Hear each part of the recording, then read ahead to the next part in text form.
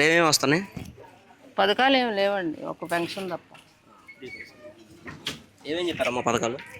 పథకాలు అన్నీ ఇస్తానన్నారు, మరి ఇప్పటి వరకు ఏ పథకం అమలు అవ్వలేదు. ఒక పెన్షన్ మాత్రమే వస్తుంది. అంటే ఫ్రీ బస్ అవి ఉగాదికి ఇస్తామన్నారు గత అయ్యే సంవత్సరం. వాలంటీర్లకి 10,000 ఇస్తామన్నారు. ఇప్పుడు ఉగాది కూడా అయిపోయింది. ఫ్రీ బస్సులు ఏమి లేవండి, ఇంతవరకు లేదు. అంటే మీకు ఏమన్నా సమస్య ఉన్నాయమ్మా చెప్తా అన్నారు ఏంటి? సమస్యలు అంటే మాకు రిజిస్ట్రేషన్ ముఖ్యం ముందల. మరి మన ఎమ్మెల్యే గారు కూడా పట్టకాయితాలు అవన్నీ జిరాక్సులు చేసేవండి, చేస్తామని చెప్పారు. అన్నీ కరెక్షన్ చేసి మరి పంపించడం జరిగింది మా ఏరియాలో. మాకు ముఖ్యంగా ఇంపార్టెంట్గా మరి రిజిస్ట్రేషన్ చెయ్యాలని మేము ఎంతో మన మన వైసీపీ పాలనలో కూడా రిజిస్ట్రేషన్లో చేస్తామన్నారు. మాకు అది కట్ట వల్ల మాకు కొంచెం ఇబ్బందులు వచ్చి ఆగిపోయింది. అప్పుడే అయిపోవాలి, ఆగిపోయింది. అంటే మీకు ఇప్పుడు ఎమ్మెల్యే గానీ ఎవరైనా వచ్చి మిమ్మల్ని అడిగారా మాట్లాడటం? కానీ ఇక్కడ ఎమ్మెల్యే గారు ఎవరు రాలేదు, కానీ వాళ్ళ పార్టీ తెలుగుదేశం పార్టీ తరపోళ్ళు వాళ్ళ కార్యకర్తలు అడిగారు, రిజిస్ట్రేషన్ చేస్తానంటున్నారు, జిరాక్స్లు అవి తీసుకురండి అని. మరి రిజిస్ట్రేషన్ మాకు ముఖ్యం కదా. అంటే ఇప్పుడు మీకు కరెంట్ ఛార్జీలు ఏ విధంగా ఉన్నాయమ్మా? తగ్గిస్తా ఉన్నారు కదా? పెరిగినాయండి, పెరిగినాయి. ఎందుకంటే కరెంట్ ఛార్జీలు ఇది వరకు 1200 అలా వచ్చేది, నిన్న అయితే 1700 అలా కట్టాను. పెరిగింది.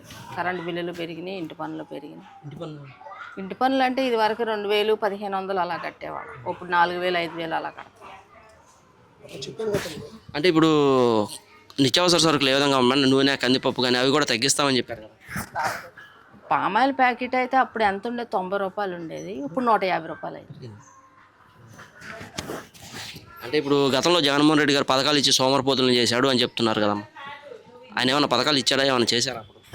అప్పుడు అన్ని పథకాలు అమలైనవి, ఒక్క ఏది కూడా ఆపలేదు. అప్పుడు చేయూత పథకం ఇచ్చారు, అమ్మఒడి, ఇంకా పెన్షను, ఇంక మళ్ళీ ఇంకేంటి అదే చేయూత పథకం అంటే అదే uncle. Amma Vodi, pension, Rythu Bharosa, voluntary వాళ్ళకి జీతాలు, ఏది కూడా ఒక్క పథకం కూడా మిస్ అవ్వటం అనేది లేదు. అంటే వాలంటీర్ వ్యవస్థ అని చెప్తున్నారు. గతంలో పవన్ కళ్యాణ్ వాలంటీర్లు 30,000 మంది అమ్మాయిలను తీసుకెళ్ళిపోయారు అని చెప్పారు. ఈరోజు అధికారంలో ఉన్నారు కదమ్మా, ఆ వ్యవస్థ ఎలా ఉంది అసలు? వాలంటీర్ లేకపోతే అసలు ఏం తెలియట్లేదు మాకు. అసలు ఏం జరుగుతుందో అర్థం కావట్లేదు. మేమే వెళ్ళి సచివాలయంలో కనుక్కోవాల్సి వస్తుంది. ఇది వరకు అలా కాకుండా వాలంటీర్ ఇంటికి వచ్చి అన్నీ చెప్పేది మాకు, ఇప్పుడు తెలియట్లేదు. వాలంటీర్ వ్యవస్థ మంచిదేనంటారా? వాలంటీర్ ఉంటేనే మంచిది. ఎందుకంటే మేమంటే నడవగలం, నడవలేని ముసలోళ్ళు, మొక్కోళ్ళు అందరూ ఉంటారు కదా ఇళ్ళల్లో, వాళ్ళకి ఎలా తెలుస్తుంది?